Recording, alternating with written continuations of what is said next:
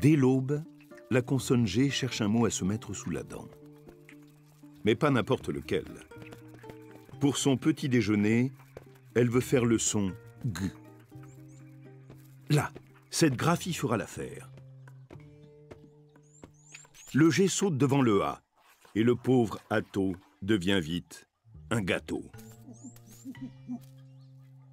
Insatiable, le G poursuit une nouvelle proie pour en faire un énorme gorille. Le G a juste le temps de digérer qu'il est déjà prêt pour le déjeuner. Il chasse un I ou un E, et pour faire à nouveau le son G, il lui faut son complice, le U. Grâce à cette association, le G s'empare de la guimauve.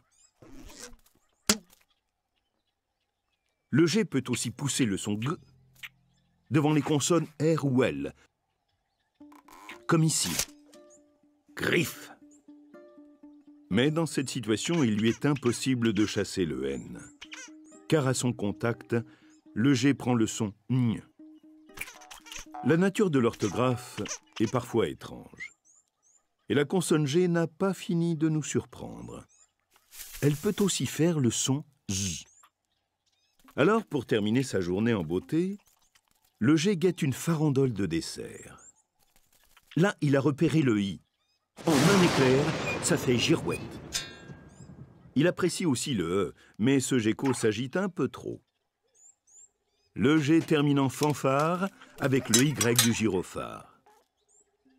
Après tout cela, le G a grand besoin de se rafraîchir en trouvant sa place dans une orangeade. Mais comment y parvenir? Cette fois, c'est son complice, le E, qui lui vient en aide. Comme à chaque fois qu'il veut chanter J, devant un A ou un O.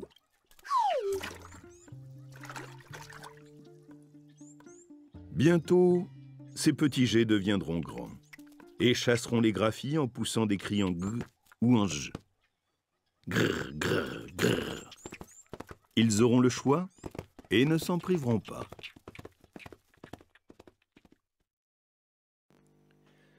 Nous parlons aujourd'hui de la lettre G et des différentes façons de la prononcer. La lettre G a la particularité de se prononcer de deux façons différentes. Dans certains cas, elle se prononce G, comme dans une montgolfière. Dans d'autres, elle se prononce je, comme dans une girafe. Allez, je vais t'expliquer comment faire pour ne pas te tromper. Tout d'abord, il faut savoir que le G se prononce toujours G devant les voyelles A, O et U, mais aussi devant les consonnes L et R. Prenons des exemples. Un gâteau, une gomme, un gugus, une glace, une grappe. La deuxième chose à savoir, c'est que placée devant les voyelles E, I et Y, la lettre G se prononce toujours je. J'écris trois exemples.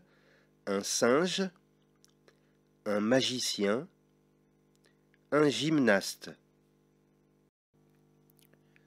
Parfois, on a besoin d'entendre je avec un A, un O ou un U. Dans ce cas, il faut intercaler un E entre la lettre G et le A, le O ou le U, comme ceci. L'orangeade, un pigeon, une gageure, que tu pourras voir aussi écrit comme cela. Mais dans les deux cas, il faut dire une gageure.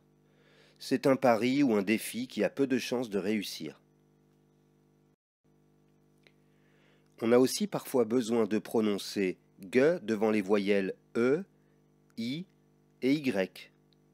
Dans ce cas, il faut intercaler un U entre le G et le E, le I ou le Y. Voici quelques exemples. Une bague, une guêpe, peu importe que le E porte un accent.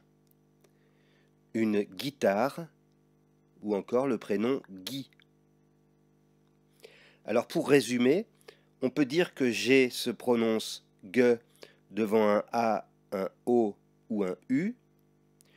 Pour que le G se prononce je devant ces voyelles, il faut ajouter un E entre les deux.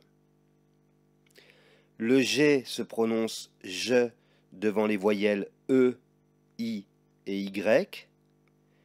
Pour que le G se prononce G devant ces voyelles, il faut ajouter un U entre les deux. Tu vois, je t'avais dit que c'était simple. Mais comme toujours dans la langue française, ce ne serait pas si drôle s'il n'y avait pas un petit piège.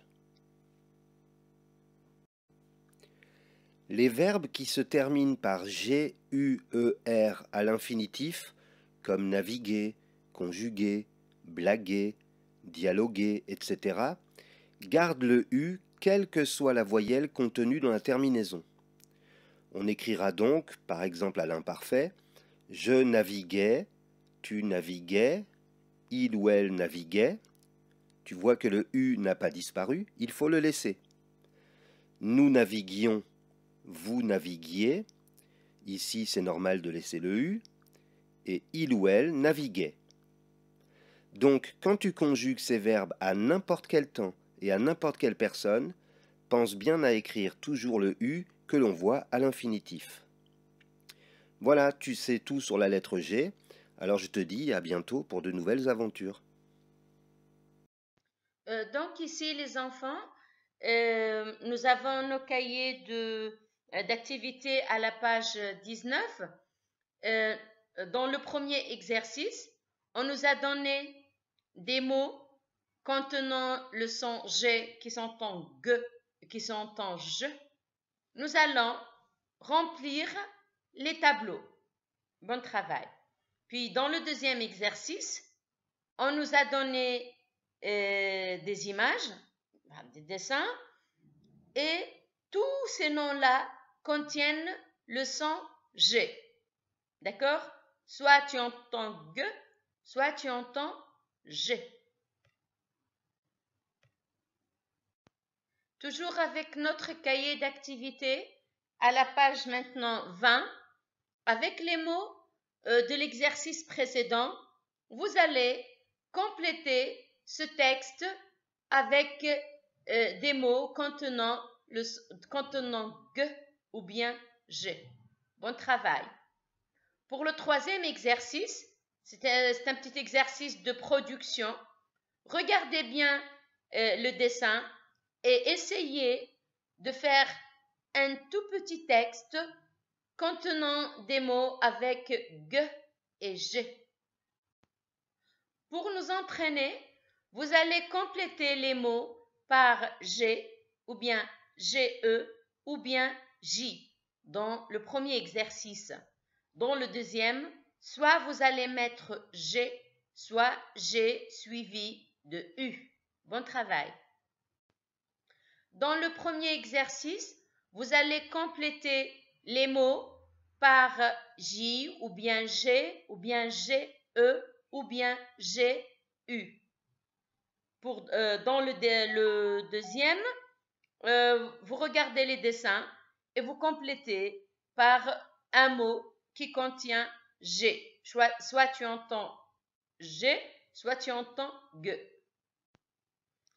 Ici, c'est un exercice de production.